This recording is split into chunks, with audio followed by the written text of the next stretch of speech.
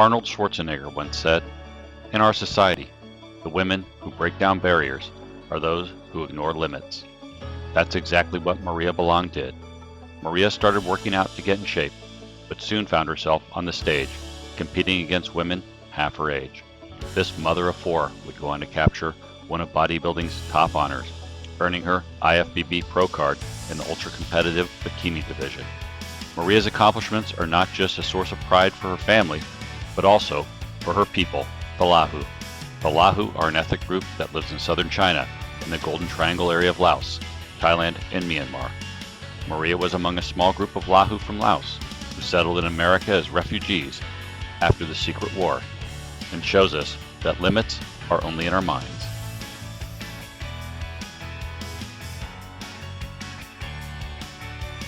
All right. Hey, what's up, everybody? Welcome to another episode of C4 Podcast, Southeast Asian Athlete Achievement Through Adversity. My name is Coach Handetka. We also run the Lao American Sports Hall of Fame page. So if you haven't already, please like, share, follow, and just give the page some support. Again, the Hall of Fame page was to create awareness of the achievements of athletes that are from the Lao region. And we took on this podcast to expand the region more to Southeast Asia. And this time around, it's more not to celebrate the achievements, but to share the stories, the adversity behind it. Right? I think everybody from the region has an interesting story. So without further ado, I will introduce my co-host, Sean Messina, who will introduce our guest. Yeah, hello, everybody. And Maria, welcome. We are really excited to talk to you today. A couple things make your story interesting to us. Not only are you an IFBB Pro bodybuilder, which is exciting to hear about your journey there, but, Ko was born in Laos. My wife was born in Laos. They're Lao. They have enough time explaining to people where Laos is and what the Lao people are.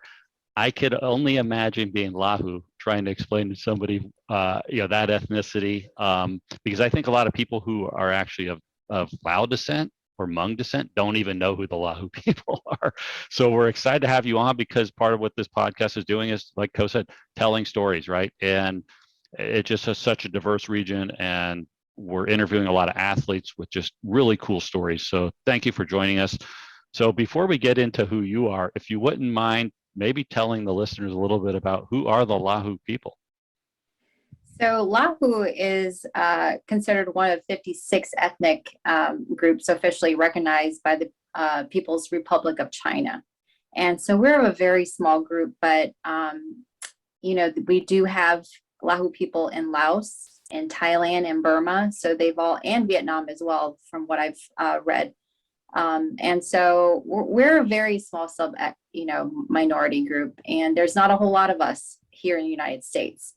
I started out in Rochester, Minnesota, and there are some families there that my father had sponsored back in the 80s. We also have a huge group in Visalia, California, near Fresno.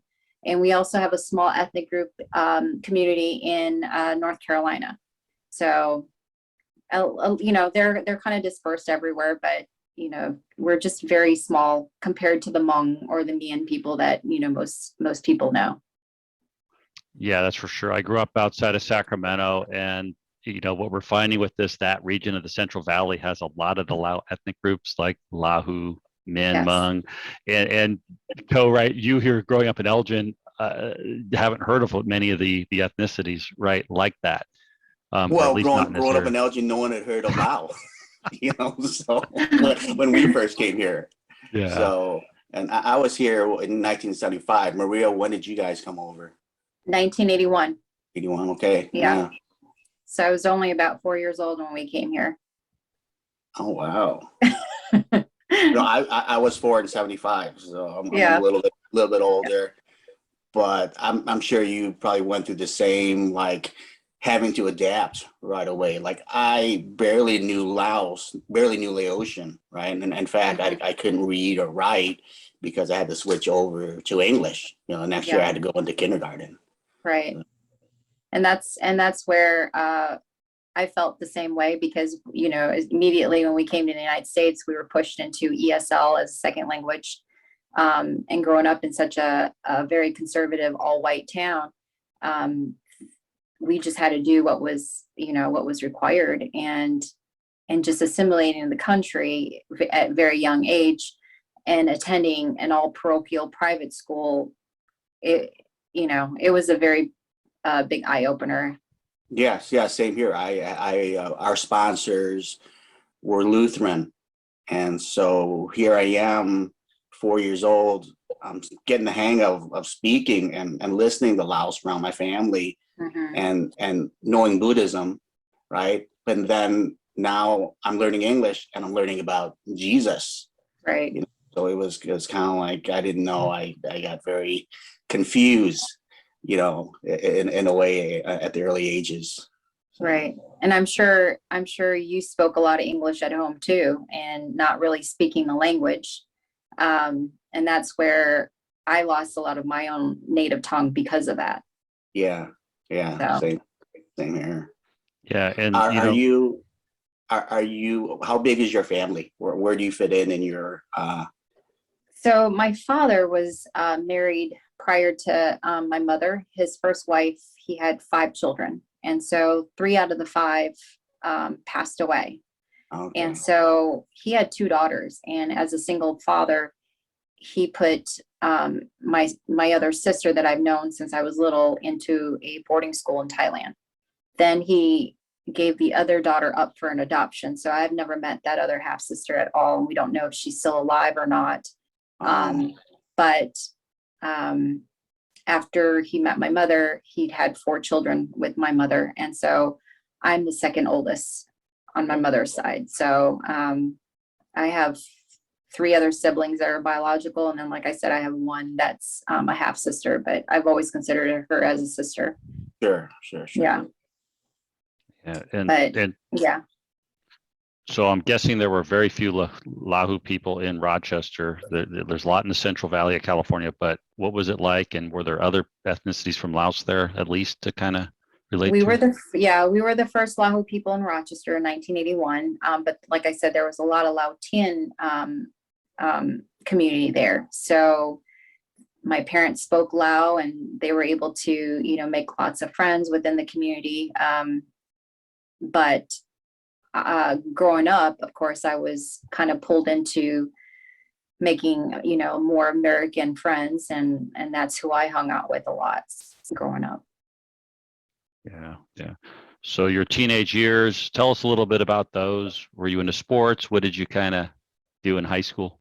I was very athletic. I played volleyball. I was on a basketball traveling team from grades 5th to 8th. Got to high school, and I, did a lot of other athletic stuff, but I also was interested in cheerleading. So I did that in high school.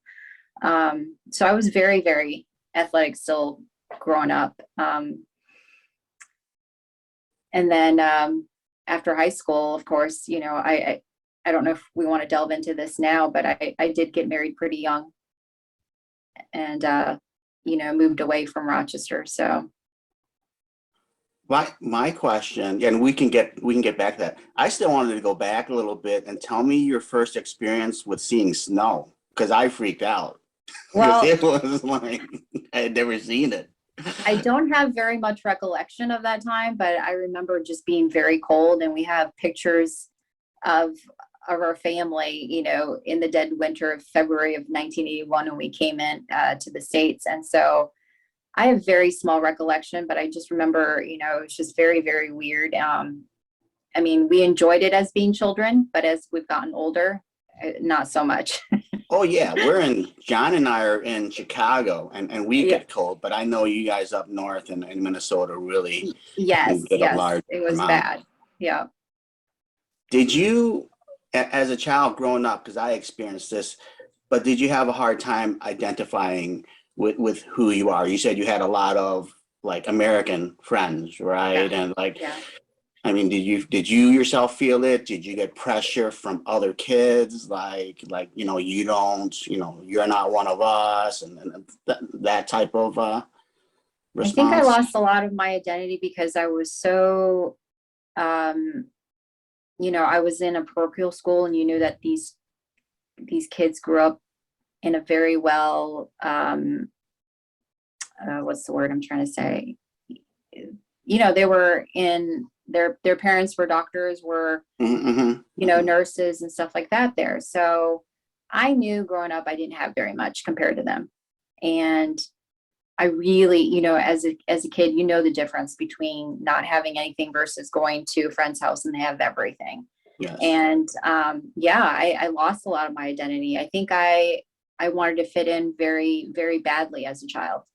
And so I think that's where subconsciously, I didn't really think about it then, but now when I think about it, I lost my own ethnic identity because I wanted to fit in so bad, growing up. And so you don't really think about all that as a child, but no, you don't.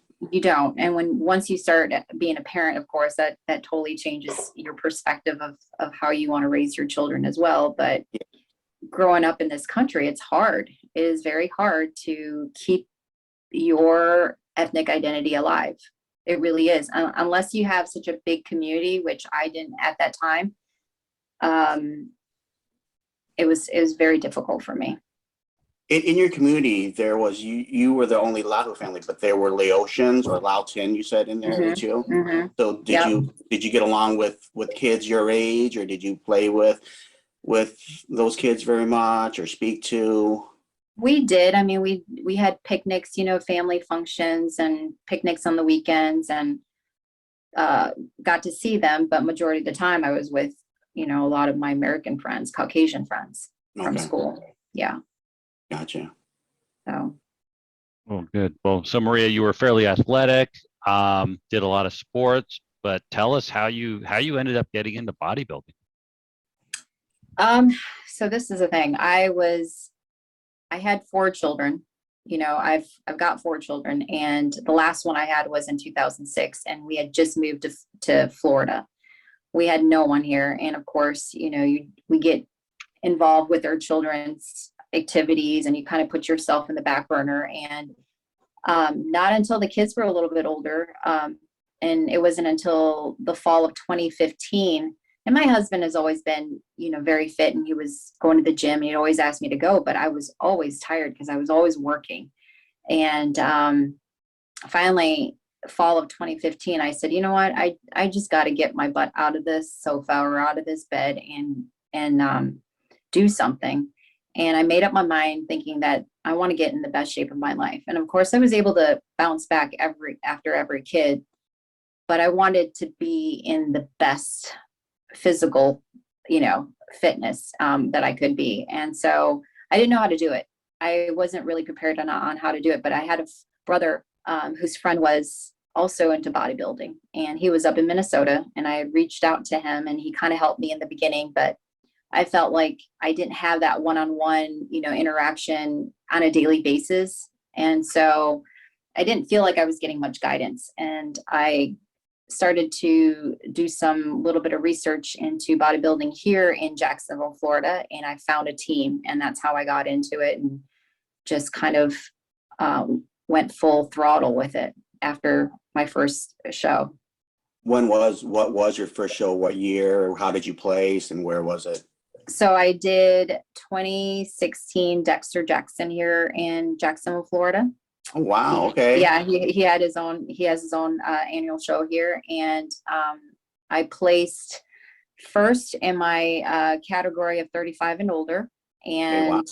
And then I placed 4th in Open B with girls that were half my age. And after that first, I was only going to do one show. It was just kind of one of those bucket list things. I was going to be like, I did it, I'm good. And then after that, I was kind of like very, very excited, and I just really fell in love with it. And I told my husband, I said, I'm going to get to the top. And he said, okay. And I never thought that I could ever get to be an IFBB pro at my age, but I was willing to sacrifice a lot. And I was able to do that because of, my partner, who's very supportive in everything I do. And my children are very supportive. So how many shows? I did the 2016 Dexter Jackson Classic, but it was in Memphis. Okay, yeah. And that was actually, it was a pro-am. And at that time I did pro, that was my pro debut. I turned pro in 2014. So, but yeah, I guess Dexter, I know he's from Jacksonville, but he created another show in Memphis. Yep. Yeah. Yep. And I've heard about that one too. So yeah. So what show was it that you turned pro? Like after your first show, you were like, I can do this. I can be one of the top. Yeah. Right. I actually, right after I did Dexter, I went to Pensacola. There was one in Pensacola, which I placed second in open. So that kind of gave me an opportunity to do any type of national shows. Yeah. And so then I did and I didn't go right into nationals for sure, because I knew for sure that I needed to really work on myself and get back on stage, before I get back on stage. But I also did another one down in Fort Lauderdale during that fall. And then that was kind of okay, let me see how I place in this one too. And the girls down in Miami area are just unbelievable. I mean, these Latin girls have, just beautiful physique, and they were at the next level. And I thought I wouldn't even place, but I got 5th place in open. So from there, I took probably about 7-8 months to just build and get back into the gym. And then I did my first national up in Pittsburgh. And it was the end of August. It was the North Americans. North Americans. And Okay. I placed 4th in my first show. Wow. Okay. And so I was very eager again, but I decided, let me try the Miami one in November. And of course that was totally stacked. Over 50 girls, half my age were competing. And I didn't even place for that one, but I just knew just getting to that show, let me get some more experience on stage. And then I took some time off, and I didn't go back until Masters Nationals in July of 2018. And that's when I placed first. Awesome. So yeah. I won. We had a lot of similarities, because I won my pro card at 2014 Masters Nationals, winning my class and the overall. So that's interesting. That's really cool. And that was kind of like where I was putting so much time and effort in the last 3.5, 4 years. And my husband's like, if this doesn't happen, I don't know if we should still continue. And I just really, buckled down, and I said, I really want this. And I'm just so glad I was able to achieve that. Sometimes training like it's your very last show is what brings out the best in you. Yeah. Yeah. This is it. This is my only shot. Right. Because at 2014, I was getting up there to I was like a 43, 44. So I was like, how many more years do I got? And I better make this one. Yeah. But it's a great achievement, though. Oh, no matter what age. Yeah. Very. I had assumed, I assumed you were Laotian or Thai. Okay, so I didn't, because there are a couple other IFB Bikini females. One is Mel Chantha, but she is from Canada. Yeah. And then Noy Alexander, and I think, isn't she from Miami as well? She's in Miami. Yep. Yep. Okay. And I met her at that one show that I did in Miami. And she was, of course, a pro at that time. And she got 1st place that night and was able to go to Mr. Olympia again. Yeah. Oh, so awesome. Now you guys have a good rapport amongst each other? You guys stay in touch, or? She hasn't been competing for a while. She's kind of just doing, staying in shape, doing her Instagram thing. And I really still look up to her. I've never met Mel yet, but I know, like you said, she's from Canada. I've met other ladies, like there's a Vietnamese girl in Texas.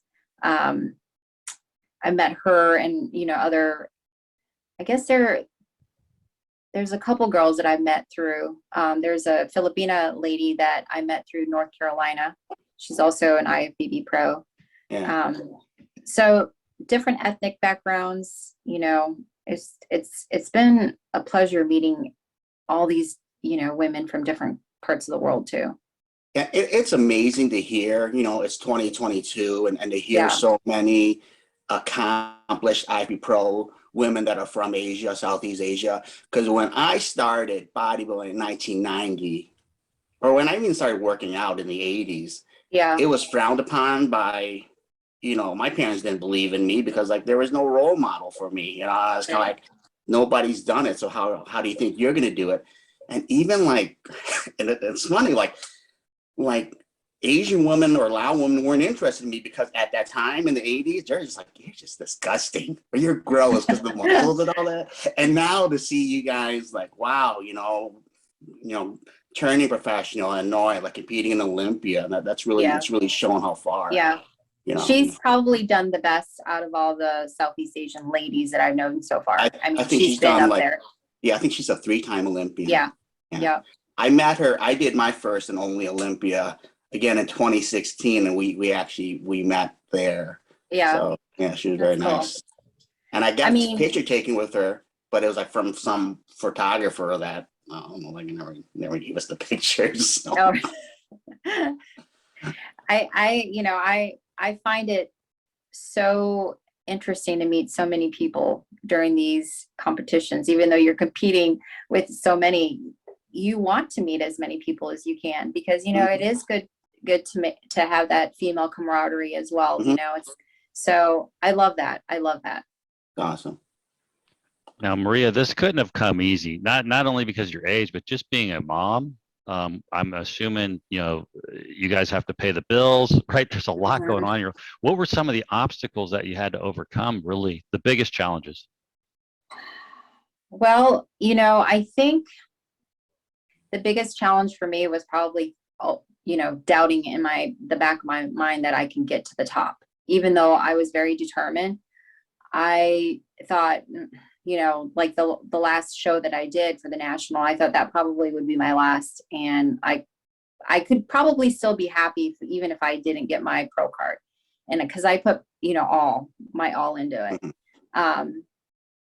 It's hard when you do have to balance this selfish sport because it is very selfish. You're putting yourself first every day. And, I guess for me, I'm glad I did it when I was a little bit older, just because of my children. If they were younger, I don't think I would have been this successful or to get to where I needed to be if they were younger. So I had to put my mom mode on first before I did anything. And my husband, of course, has been my #1 supporter. And I don't think I would have done this without him as well, because he basically took care of majority of the stuff that needed to be done, with the kids and all that. So what about the obstacle of our culture is so big on food, like comfort food, right? How was it for you when you first started dieting and knowing you had to give up like sticky rice or this or some of this, some of that, and how was that for you? So here's the thing. I got off of social media for 6 months. I didn't go out to any of my friends' weekend parties because I said, you know what, I'm doing this. I'm not going to sabotage myself. And so along the way, I guess one of my obstacles or, things that did come up with was I lost a good amount of friends who I thought were friends. Okay. And so that is one of the things that you do find out who are your true friends and who aren't, because I did have to kind of, put my distance away and those that didn't understand, well, they kind of, left my life. Yeah. So. Well, you're saying that it's very selfish. It's very lonely sometimes. Yeah. And it's difficult, and you need as much positives as possible, right? And there's just some people, and they could be family members, but they could be negative, and it just like takes away. It's tiring enough, right, to train, to diet, and then like just to listen to someone's energy about this sucks, or it's like I had a guy like the same shit, different day. It's like, God, every time I ask him how he's doing, right? Same shit, different day. It's like, so I get it. You had to back off because you had to focus on you. Yeah. And you at had that to surround time, yourself with positives. and that time, my parents weren't living with me. And so I didn't have to explain to them what I was doing. They were out in California. So they heard through the grapevine that I was doing this. And, you know, everybody was, the Lahu community in California were very ecstatic that I got to where I am. And even though I don't know the entire Lahu community there, they knew my parents because my parents are pretty well known in the community. And they just thought that it was just great that, you know, I was able to represent awesome. Yeah. But yeah, I think if I had other major, you know, things that were going to kind of be conflictive of what I was doing, I don't think I would probably have gone, you know, as far as I probably would have. Because like you said, there is a lot of negativity and people just don't understand. And they'd be like, well, why is she doing that?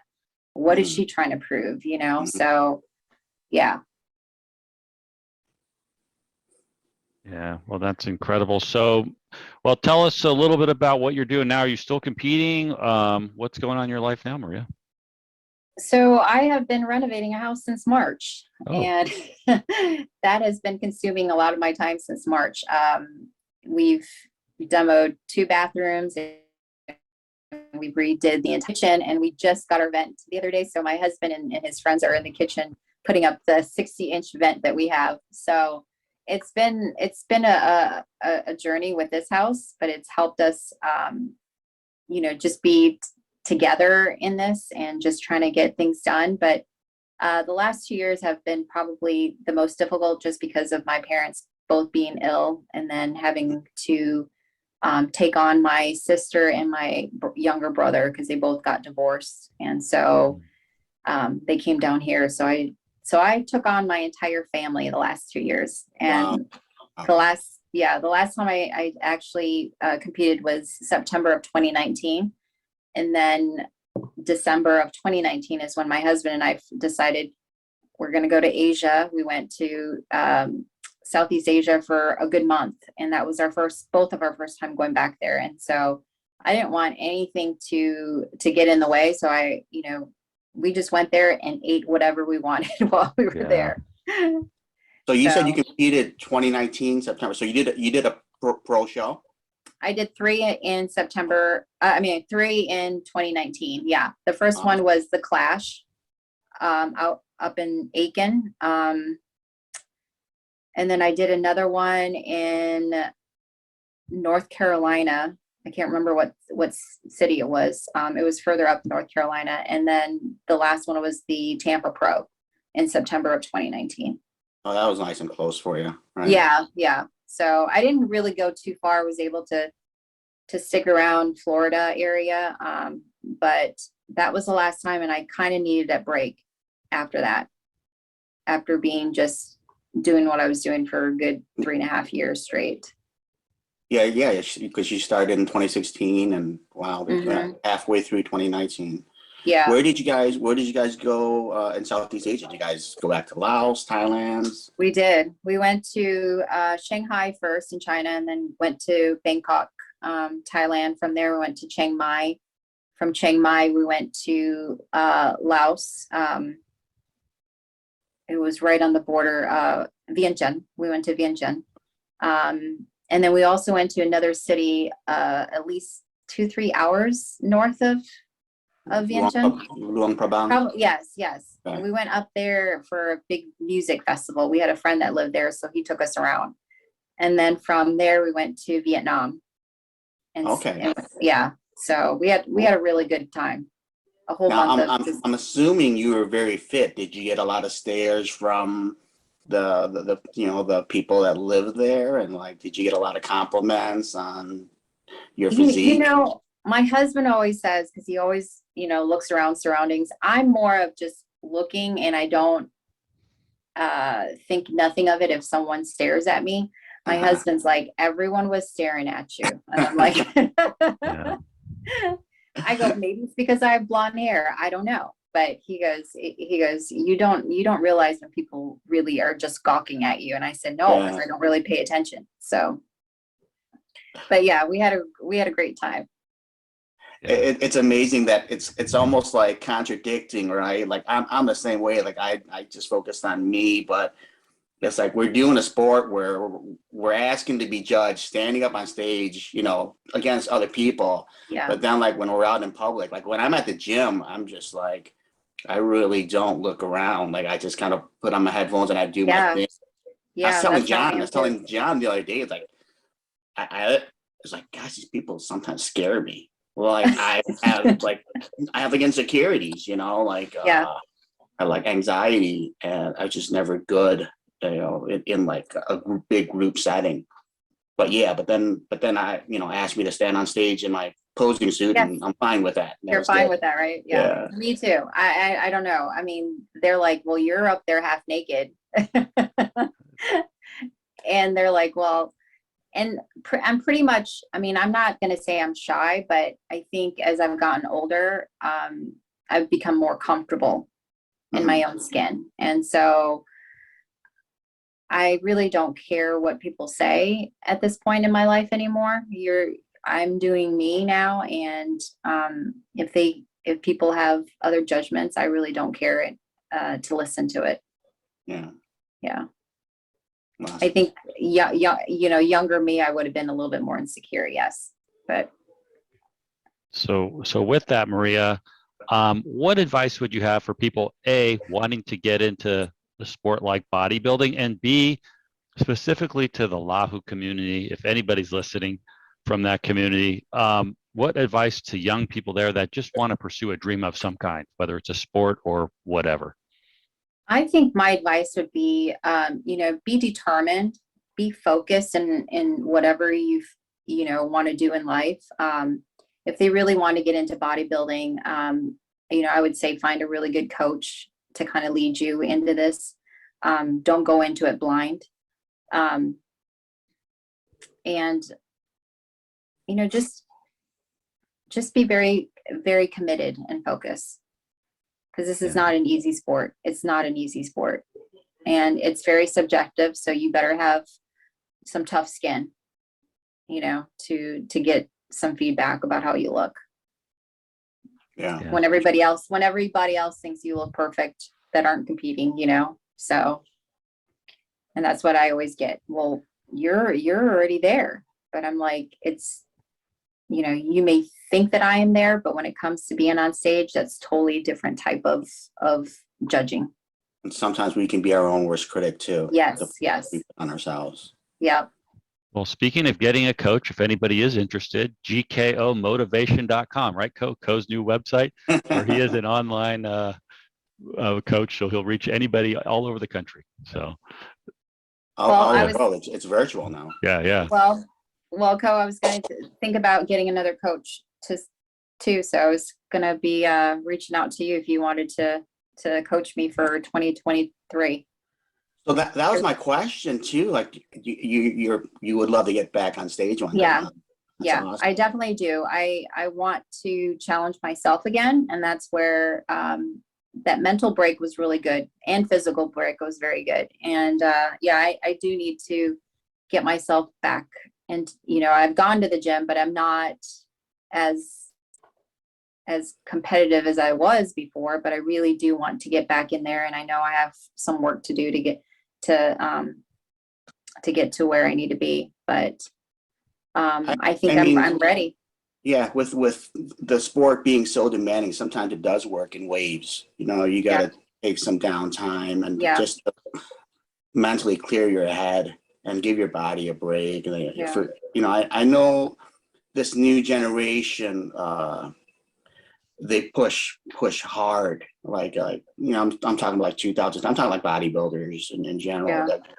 And you know, I don't know if you've been noticing, but there's been a lot of deaths in the sport, and it's like, and they're young, and like in their 30s and 40s. And I grew up at a time in the 90s where, like, you know, I'm thankful I lived in the Midwest, because I took my break during fall and winter, because I could stay covered.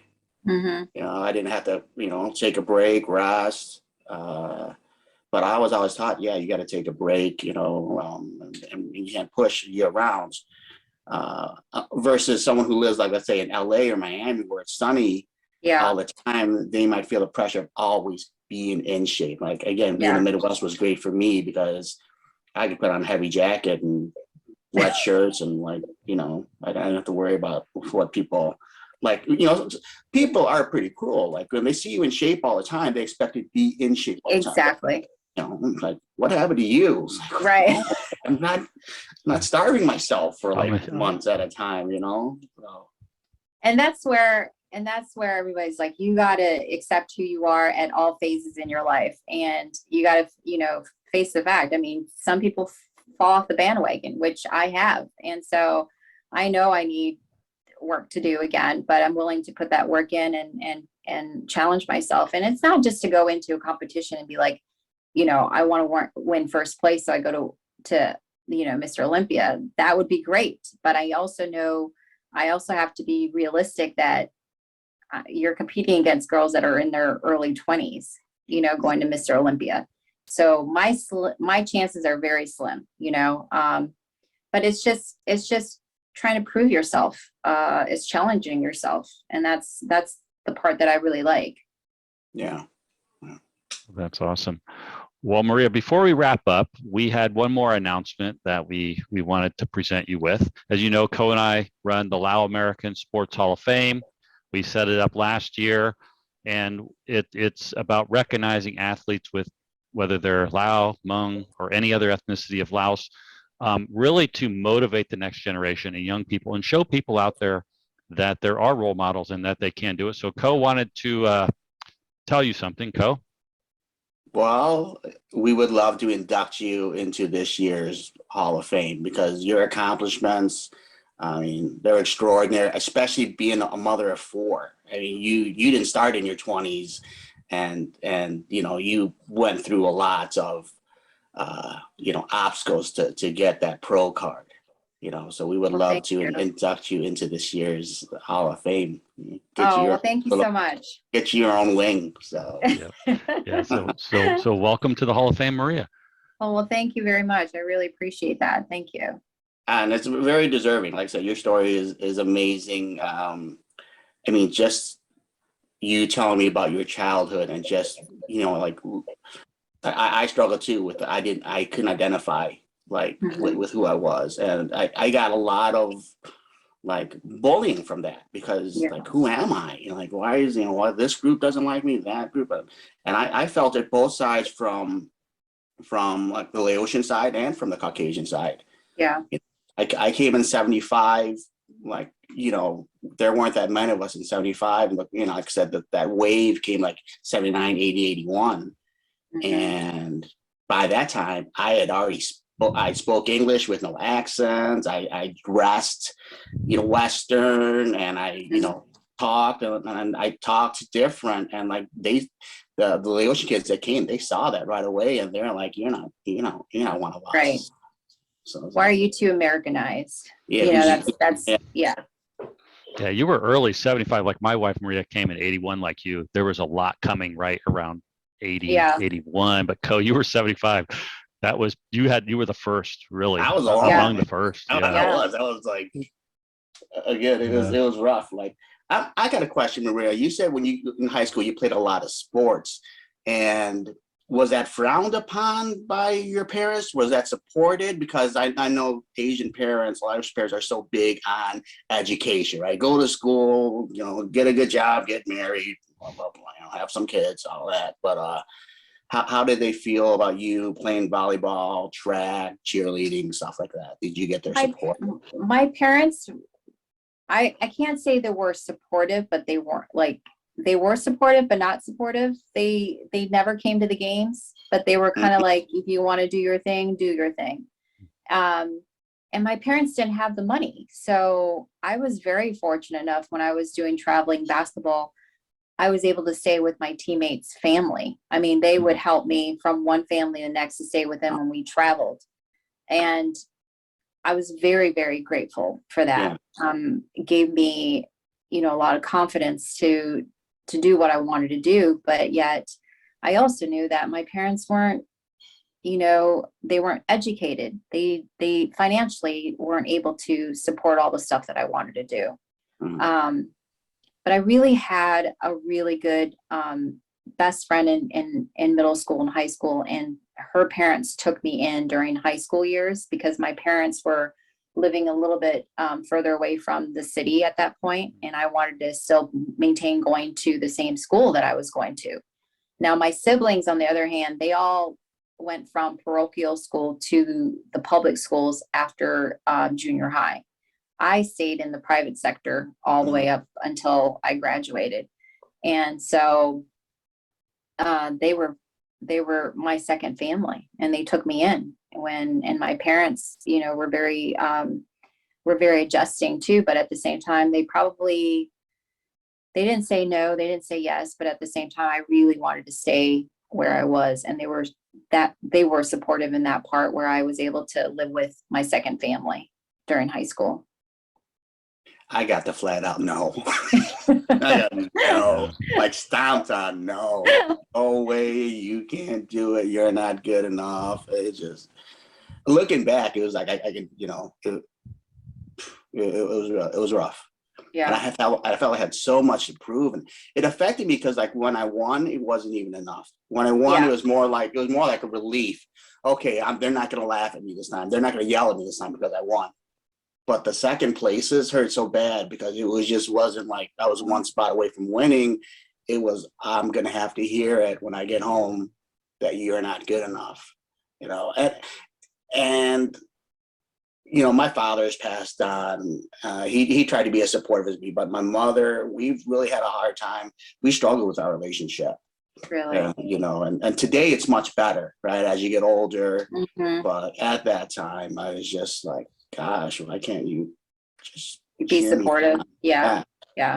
I'll do the homework. I'll do my studies, right? But why can't you just go to one of my shows or just I always felt sad too, though. Like, you see all parents there cheering on their kids, and my parents never came to any of our stuff, so that part was very, very sad. And the part that made me really, really happy was when my mother came to live with me about a year and a half ago. She said, Maria, everyone in California, the Lao people are talking about you. They all say that you're doing great and da-da-da. And she said, they say they're very proud of you. And my mother has never seen me on stage, nor my dad. But I do, it's kind of, I don't know. I don't want to be embarrassed to be in front of them in a two-piece bikini that tiny, but I would love to have them see me at least compete once next year, if anything happens to my father, and I know they'll be my biggest supporter, but it would be nice to have them there.